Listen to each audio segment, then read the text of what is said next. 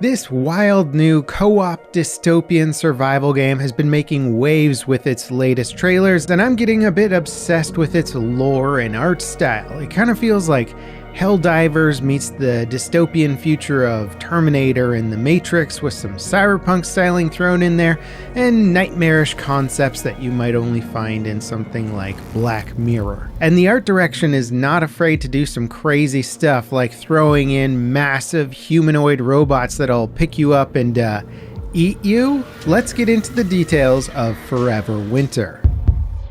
So this game is a 4-player co-op tactical survival horror shooter currently in development at Fundog Studios. It doesn't have a firm release date yet other than sometime this year, but there will be a closed beta and further updates following some of the hype that they're building right now. It looks like, at least initially, it's only going to be on PC via Steam, but I wouldn't be surprised if consoles was definitely in the prospects down the road. And everything I've seen and heard about the game so far has me hooked. The studio was founded by veteran concept artists and developers that have been making games for quite a long time. And based on interviews with the team, it sounds like they're really aiming for a truly uncompromised vision of the game, both with its art style and gameplay design. The trailers they've released so far have been a mix of cinematics and gameplay with fantastic presentation, great music, gritty looking combat, slick editing, and honestly a pretty straightforward explanation of what you can expect from the various mechanics. I'm really hoping this game actually lives up to the trailers and what the devs say it's going to be, because few games in this genre actually end up being quite as hardcore or atmospheric as the initial advertising might lead you to believe.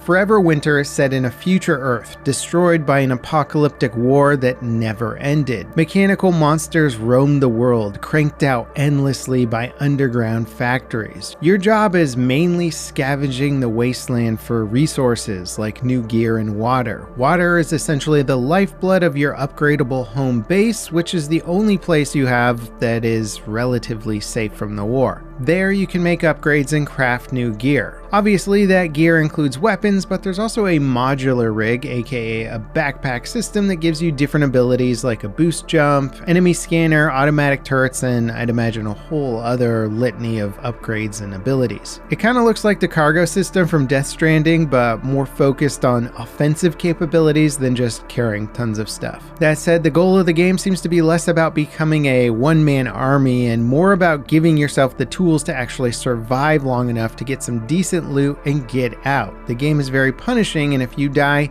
you will lose all of your gear. Now, unlike most survival shooters, you're not the hero of the story. The war rages with or without you. Like Helldivers 2, it'll be a persistent conflict happening around players. The hostile soldiers and their war machines look absolutely brutal, but you seem to almost be navigating the battle like you're not a part of it to a certain degree. If you do manage to piss off the enemy though, you could end up fighting tanks that use corpses as body armor and eventually massive mechanical soldiers that grab you and eat you. I was wondering when a game was going to capitalize on the horror of Attack on Titan. Now, the war is being fought by two opposing factions, Europa and Yoruska, each with their own mechanized army and human soldiers. Playing as a scavenger, you'll take on jobs, aka missions, for either faction to provide specific rewards and unlocks. But the more you help one of the factions, the stronger they become in the regions that they control, and their soldiers will become stronger. Now, Forever Winter's trailers, while not necessarily representative of final gameplay, they can still tell us quite a bit. Enemy health seems to be very realistic, with the human enemies going down in one or two well-placed shots, while the big war machines like the bipedal mechs seem to take a small army to take them down. That said, stealth is emphasized by the devs as the smarter way of completing missions, since it conserves resources and prevents the big enemies from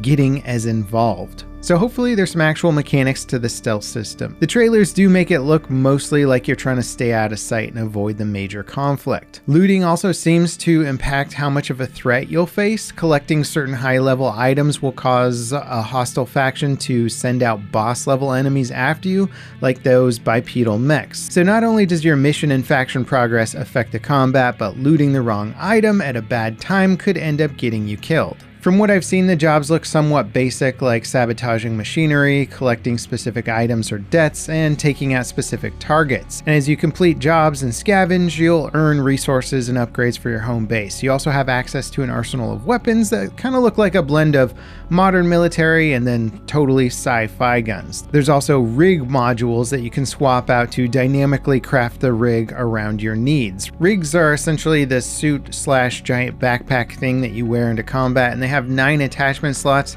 that let you place individual components with their own stats and functions. The devs are also incorporating donation stations that'll let high-level players share gear with low-level players, which will hopefully make playing with your friends regardless of level or experience a bit more inviting. The gameplay trailer also makes a point that resources like bullets will be hard to come by, but it also shows players shooting a lot. And given that the weapon customization system looks pretty in-depth, I'd imagine you'll be able to get enough ammo at least to have fun with your weapons. It would be kind of weird to have all these cool guns that you're never supposed to use. Now, in addition to the dynamic faction system, it sounds like the environments themselves could be more dynamic. Each faction controls factories run by AI that pump out machines of war and recovery units. Those are the massive humanoid enemies that walk around collecting dead bodies to harvest their organs, and they'll also abduct or even eat you if they get the chance. But at night, the machines send out a night shift that attempts to rebuild the world, although it seems like they're kind of 3D printers gone haywire. Many of their quote-unquote repairs are things like statues with too many limbs or new buildings that almost parasitically attach to the rubble left in the wake of the conflict. It'll be interesting to see how this mechanic is used to make levels feel new and interesting when you're approaching a similar zone for the second time. Now, the locations are specific maps as opposed to just a massive open world. They include places like a frozen swamp, massive scrapyard, and a metro-style urban environment called Ashen Mesa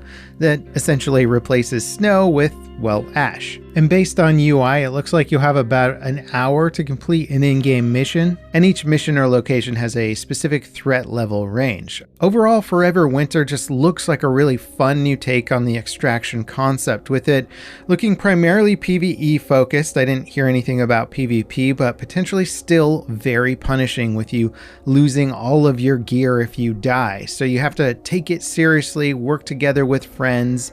It just seems like it's a recipe for something that could be incredible. Aesthetically, the game really stands out for creating something new and frankly horrific, playing off of modern tech leading to a true dystopian nightmare, and I can't wait to get in there and check it out myself. What do you guys think of Forever Winter? Let me know in the comments, and if you enjoyed this video, don't forget to leave me a like, subscribe for more content like it, ding the notification bell to beat the YouTube algorithm with me, and up next, check out this really cool survival game that probably flew under your radar, but honestly, it is well worth checking out. As always, guys, thank you so much for watching, and I'll see you next time. This is Level Cap, signing off.